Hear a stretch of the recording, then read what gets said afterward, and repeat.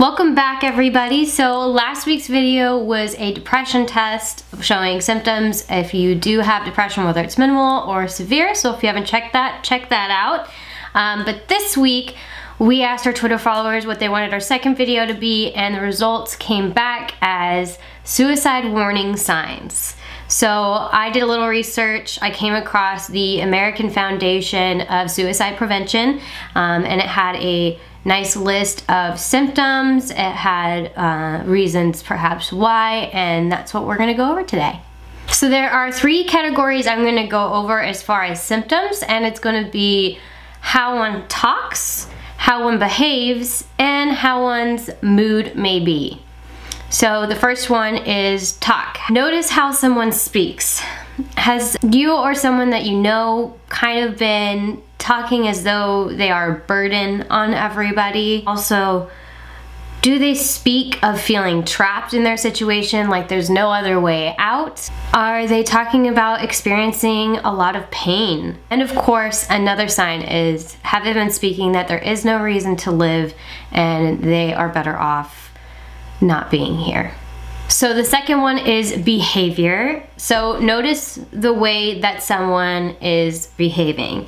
Have you noticed there's been an increase in alcohol and drug intake? Maybe they've been looking for ways to harm themselves, acting recklessly, making very rash decisions.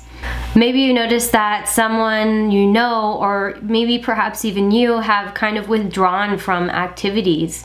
Maybe have been isolating away from family and friends. Another factor is if someone is sleeping too much or too little. So sleeping too little being insomnia, sleeping too much being that throughout the day, you know, you get up at 9, but you go back to bed till 11, then you go back to bed till 4 p.m. and then the next thing you know, this day is over and you still have no motivation.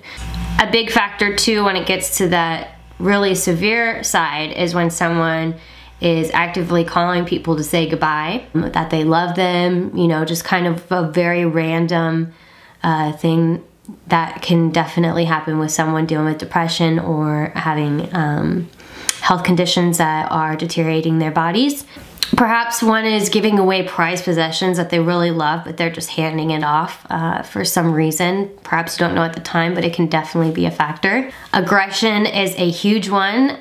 You know, we all find ways to cope, and sometimes it's kind of hard to understand how to release that energy when we don't really understand it. We get upset, so there's that aggression factor that comes into play. The third one would be mood. So if you notice these certain moods that someone may be going through, that would include depression, loss of an interest, irritability, rage, humiliation, and anxiety.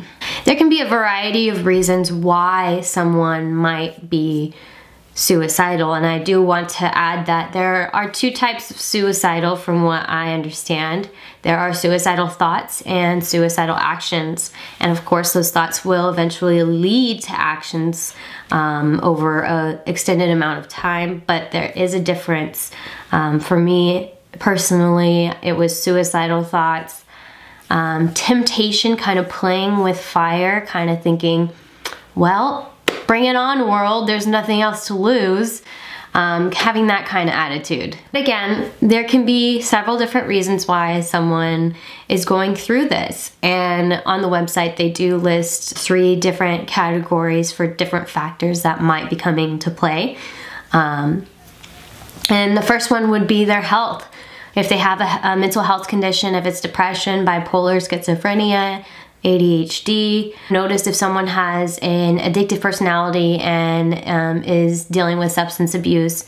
For instance, drugs can definitely get you in a spiral of depression, make it even worse. Even if it feels good at the time, does not help later on. Also, if someone is dealing with chronic pain. So if their health is, you know, if they're going through a really severe health condition that's causing a lot of pain, it can definitely cause that depression and cause them to feel like they just want to end that pain and that it would just be better if they weren't here, which is your mind playing tricks on you, I do want to include. Another huge factor would be environmental. So if there is a big life stress event that has taken place, like a loss of a friend, a loss of a job, divorce, perhaps even a car accident that is causing some of that depression. Prolonged stress factors would be if someone has been harassed or if someone has been bullied, they've been in a toxic relationship for a very long time, perhaps even dealing with unemployment. Access to lethal means, meaning if someone has access to firearms or drugs, and if they have easy access, then it can definitely add to that twist of thought, bringing those thoughts to more action. And also exposure. So if someone has been exposed to another person's suicide, or has witnessed a very traumatic event where someone has attempted suicide, that can definitely mess with someone's psyche and get them thinking, you know, kind of those thoughts of what does this all mean? Why does it have to be like this? You know, why is this world the way that it is? And you start to get in that spiral of focusing on the negative rather than focusing on any positive. And the final one is historical. So if this is something that runs in the family, or perhaps someone you know, has a past of attempting suicide before, it can definitely come back. And it's unfortunate because suicide, whether it's suicidal thoughts or action, it's a very personal experience. One already feels like a burden, so it's not always easy to communicate that to others, and that's why understanding signs like these are important, because it can be very subtle the way that people are showing that depression, showing those signs of, you know, perhaps ending their life.